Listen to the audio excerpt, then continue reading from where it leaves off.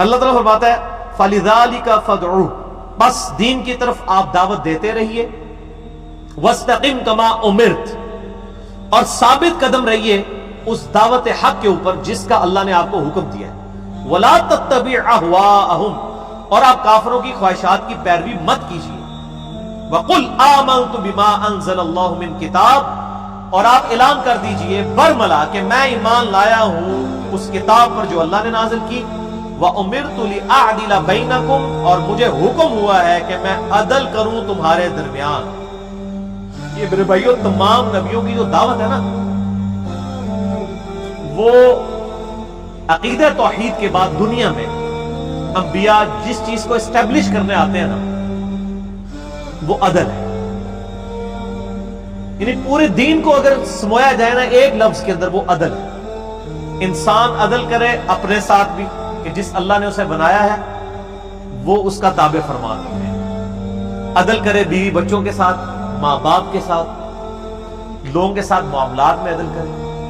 حتیٰ کہ سورہ رحمان میں اللہ فرماتا ہے ہم نے ترازو قائم کی، سورۃ الحدید میں اللہ تعالیٰ فرماتا ہے ہم نے نبیوں کو کتابیں دی، ساتھ ترازو بھی اتارا کہ آپ عدل کے ساتھ فیصلہ کریں۔ یہ لوگ کہتے ہیں نا جناب کہ جی وہ جی پاکستان کیسے ٹھیک ہوگا، یہ ہوگا، میں کہتا ہوں صرف عدالتیں آزاد کرتے ہیں، کوئی اور کام کرنے کی ضرورت نہیں۔ ایک ہمارا ادارہ ایسا ہے اگر وہ درست ہو جائے باقی سارے ادارے خود بخود سیدھے ہو جائیں، اور وہ ہے عدلیہ۔ عدالتیں آزاد ہوں، آزادی سے فیصلہ کریں، ود ان ٹائم فیصلہ کریں۔ آپ دیکھیں میرا خیال ہے 1 سال بھی نہیں لگے گا، جب چور کو یہ پتا ہوگا اس نے بچنا نہیں ہے، قاتل کو یہ پتا ہوگا اس نے بچنا نہیں ہے۔ ابھی تو لوگوں کو 1000 بندے تسلی دے رہے ہوتے ہیں۔ ادھر میرے پاس ایک بھائی آئے، ان کی کوئی دشمنی کسی اپنے ریلیٹیو سے چل رہی تھی، ان کے اپنا سگا والد ان کو کہہ رہا ہے کہ تو جا کے انہوں مار دے میں تم چھڑا لوں گا۔ یعنی اتنا کانفیڈنس ہے ہمارے عدالتی نظام کے اوپر پاکستانی عوام کو کہ بندہ مار کے بھی لوگ باہر آ جاتے ہیں۔ آپ دیکھ لیں وہ نقیب اللہ محسود کیس ہے، پورا میڈیا پیچھے کھڑا ہے، سارے سیاستدان پیچھے کھڑے، سارے وکیل پیچھے کھڑے، ابھی تک کچھ نہیں، چلان ہی نہیں پیش ہو رہا۔ جناب تو عام آدمی کو کہاں سے انصاف ملے گا؟ جس انصاف کے اصول کے لیے پوری قوم آواز اٹھائے اس کا اینڈ رزلٹ کچھ نہ نکل رہا ہو تو باقیوں کو کیا ملنا ہے؟ تو عدالتیں، اس لیے مولا علی علیہ السلام کا قول ہے کہ معاشرے دین کے بغیر تو چل سکتے ہیں، انصاف کے بغیر نہیں چل سکتے۔ آج جو یورپ امریکہ کے معاشرے میں اتنی خوشحالی ہے بے دینی ہونے کے باوجود، وہ کیوں ہے؟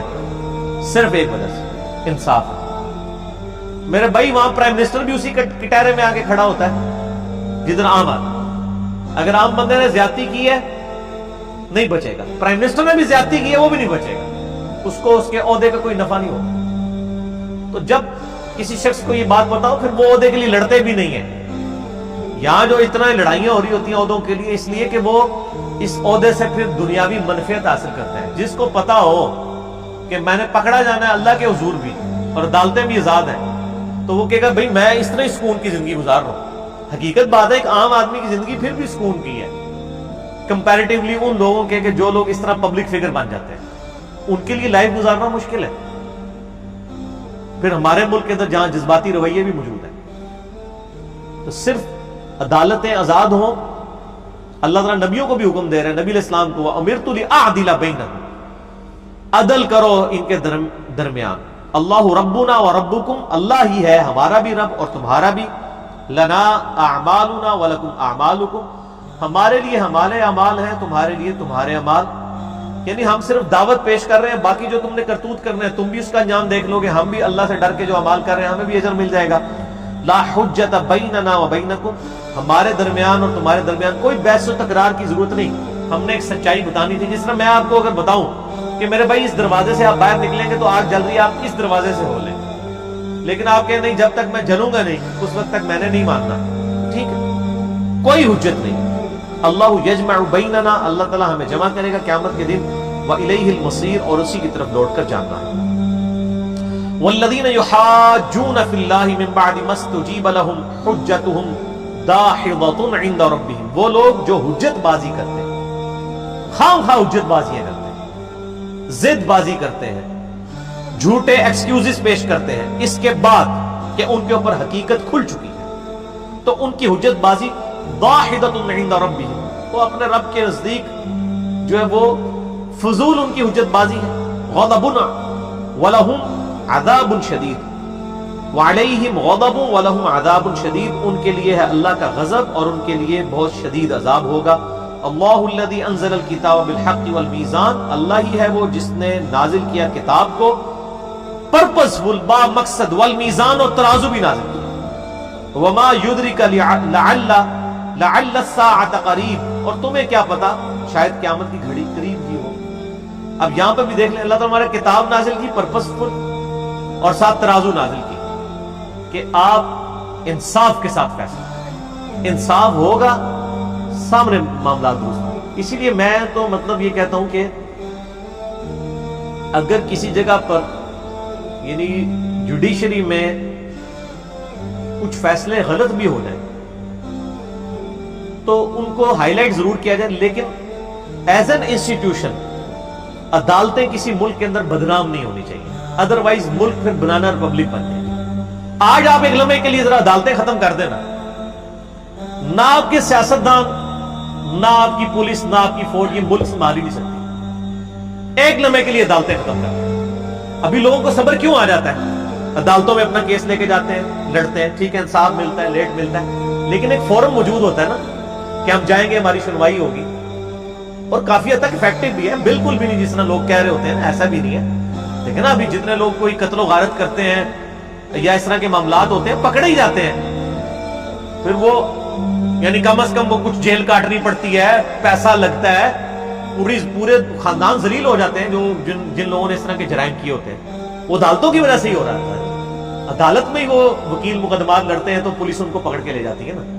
लेकिन अगर अदालतें निकाल दी जाए बीच में से, फिर हर बंदा बंदूक उठा के तो अपना, तो फिर क्या 10 लाख क्या आप 1 करोड़ फौज भी रख लें, 22 करोड़ फौज को नहीं संभाल सकते ये जो अवामुन नास की फौज है, जब तक अदालतें आजाद ना हो और अदालती निजाम जो है इसको मजबूत ना किया जाए। इसलिए मैं कहता हूं जो भी हुकूमत आए, अब इलेक्शन होने वाले हैं, जो भी नेक्स्ट हुकूमत आए, सबसे पहले अदालतों को आजाद करे और अदलिया के यानी उसका वकार ऐसा होना चाहिए कि एक बड़े से बड़ा शख्स हो या छोटे से छोटा शख्स, उसको ये पता हो कि मैं जब पेश होऊंगा ना तो मुझे कोई रिलैक्सेशन ही अदालत से मिलनी है, जो हक के मुताबिक फैसला है वो हो जाना है। जब ये यकीन होगा तो आप देखें जनाब किस तरह लोग मुजरिमीन ठीक हो जाएंगे, किसी की जरूरत नहीं होगी किसी के साथ ज्यादती करने की, क्योंकि वो कहेंगे यार उसको पकड़ ही जाना है, बचना कोई नहीं, उन्हें तो छोड़ना ही नहीं किसी। जिस तरह देखे ना हमारे जो यानी अपराइट किस्म के जो जज हैं, आप देख लें जब उनकी अदालतों में केस लगे होते हैं ना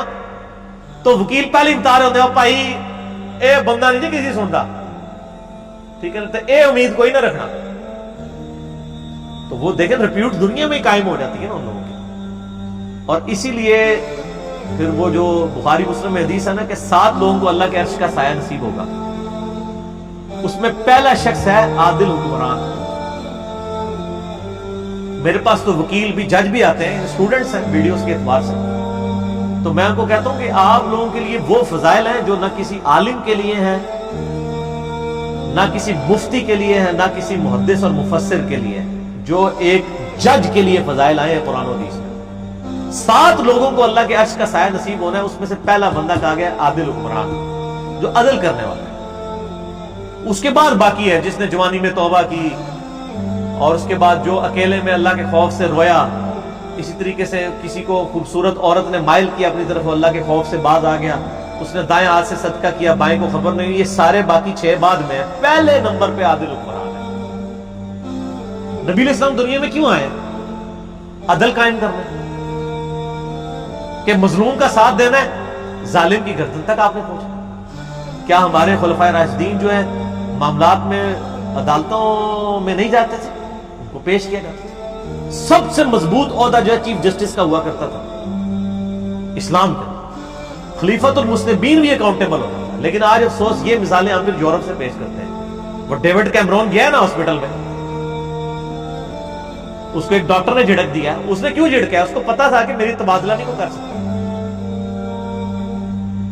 वो सॉरी करके वहां से निकला, वीडियो चढ़ी हुई है, یہ ہمارے خلفائے راشدین کا کریکٹر ہوا کرتا تھا. عدالتیں آزاد تھی. یہاں تو جناب ہاسپٹل میں اگر پرائم منسٹر نے دورہ کرنا ہو یا چیف جسٹس نے دورہ کرنا ہو, وہ کتنے مریض ہی وہاں سے اٹھا کے غائب پہ کر دیتے ہیں, صفائیاں کرنی شروع کر دیتے ہیں.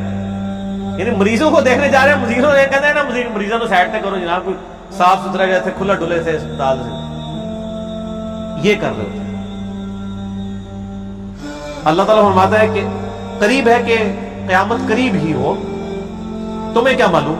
یستعجل بها الذین لا یؤمنون بها, جو لوگ قیامت پر ایمان نہیں رکھتے وہ جلدی بچا رہے ہیں کہ قیامت کب آئے گی.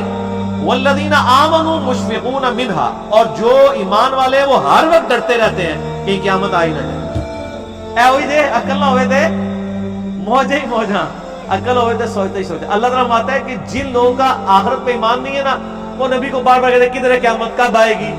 اور جو ایمان والے وہ کہتے ہیں کدھر آ ہی نہ جائے, ڈرتے رہتے ہیں کہ آج ہی نہ قیامت آ جائے. وَيَعْلَمُونَ أَنَّهَا الْحَقُّ, اہل ایمان جانتے ہیں کہ یہ حق اور سچی بات ہے کہ قیامت قائم ہوگی. أَلَا إِنَّ الَّذِينَ يُمَارُونَ فِي السَّاعَةِ لَفِي ضَلَالٍ مُبِينٍ, خبردار آگاہ ہو جاؤ, جو لوگ قیامت کے بارے میں شک میں ہیں وہ بڑی گمراہی کے اندر ہے. اللہ لطیف بعبادہ, اللہ تعالیٰ اپنے بندوں پر مہربان ہے. یرزق من یشاء, جسے چاہتا ہے رزق دیتا ہے. وَهُوَ الْقَوِيُّ الْعَزِيزُ, اور وہ قوی ہے, مضبوط ہے اور زبردست ہے.